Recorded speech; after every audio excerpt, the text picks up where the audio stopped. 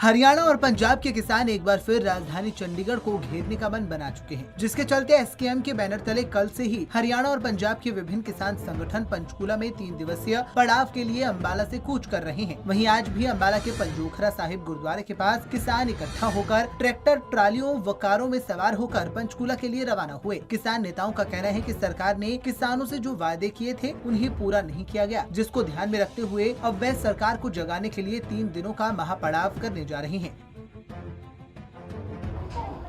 जो आज संयुक्त किसान मोर्चे की काल है और उसमें शहीद भगत सिंह भारतीय किसान यूनियन अपना योगदान हमेशा की तरह डाल रही है।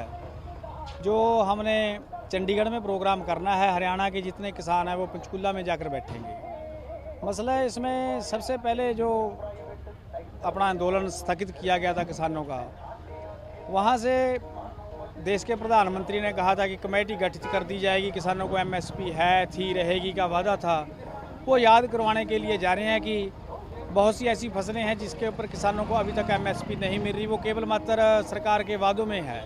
जुमला मालकान जो ज़मीन है उसके लिए हरियाणा की सीएम साहब ने हमारे को पिछले 12 सितंबर से को वादा किया था, हम गए थे वहाँ। उसके ऊपर उन्होंने बोला था कि हम आने वाले सेशन में कानून बनाकर वो किसानों की ज़मीन है किसानों को दे दी जाएगी। उसके ऊपर अभी तक कोई कार्रवाई नहीं की। देश की सरकार ने किसानों को कर्जा मुक्ति का वादा किया था कि किसानों की कर्जा मुक्ति की जाएगी। अभी तक किसानों की ना तो कोई कर्जा मुक्ति हुई है, ना एमएसपी के ऊपर फसल का बिकना निर्धारित हुआ है। ये ऐसे काफ़ी मुद्दे हैं। लखीमपुर खीरी में जो हमारे किसान साथी शहीद हो गए उनको अभी तक न्याय नहीं मिला।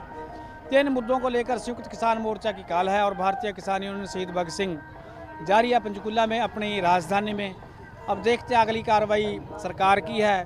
हमने वहां पहुंचना है, वहां पहुंचकर सरकार से बात करने जा रहे हैं कि सरकार अपने किए हुए वादों को क्यों नहीं पूरा कर रही। सरकार रोकती है, रास्ते में बैरिकेड लगाती, क्या किया? देखो, हमेशा सरकार की तरफ से बैरिकेड लगाए जाते हैं। अब आप पिछला इतिहास फरोड़ के देखो, और एलिगेशन किसानों के ऊपर लगाया जाता है कि किसान रोड जाम करते हैं। हम कभी रोड जाम नहीं करते और ना ही हमारा देश की जनता को कोई दुख पहुंचाने का कोई इरादा होता है। ये सरकार, पता नहीं सरकार को क्या डर है कि किसान वहां जाकर अपनी बात करेंगे या हमसे कोई सवाल ना करें। सवालों के डर के मारे सरकार रोड जाम करवाती है, सरकार बैरिकेडिंग करती है, फिर हम कहाँ जाएंगे? हमने कोई वॉलेशन तो करना नहीं है। आज हम राजधानियों का घेराव के लिए, जो राजभवन का घेराव के लिए एसकेएम की तरफ से कौलसी गांव पंजोखरा साहब से कूच कर रहे हैं। बीकेयू एसबीएस के सभी सदस्य, शहीद भगत सिंह यूनियन है जो हमारी, उसके काफिले के साथ हम कूच कर रहे हैं। जो हमारी रहती मांगे हैं, जैसे लखीमपुर के शहीद किसानों को अभी तक इंसाफ नहीं मिला। अजय मिश्रा टैनी जो आज भी अपने पद पर बना हुआ, जो 120B का अपराधी है, उसको ना तो बर्खास्त किया गया, ना ही उसे सजा दी गई है।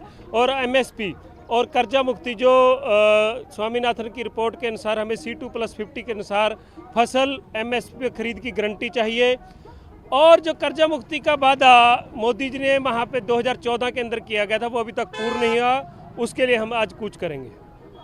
सरकार रोकती है आगे बैरिकेड? सरकार नहीं रोक सकती। सरकार ऐसी मूर्खता पर हरकत नहीं करेगी, क्योंकि वो जान चुकी है कि किसानों की ताकत को रोकना असंभव है। क्योंकि जो सरकार के अंदर जिससे वो रुकवाती है, वो पुलिस प्रशासन के अंदर वो भी किसान के बेटे हैं और वो हमारे साथ खड़े हैं।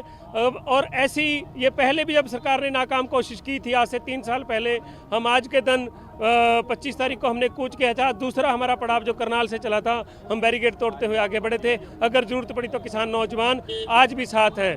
किसान मजदूर एकता, ये देख लीजिए आप हौसला।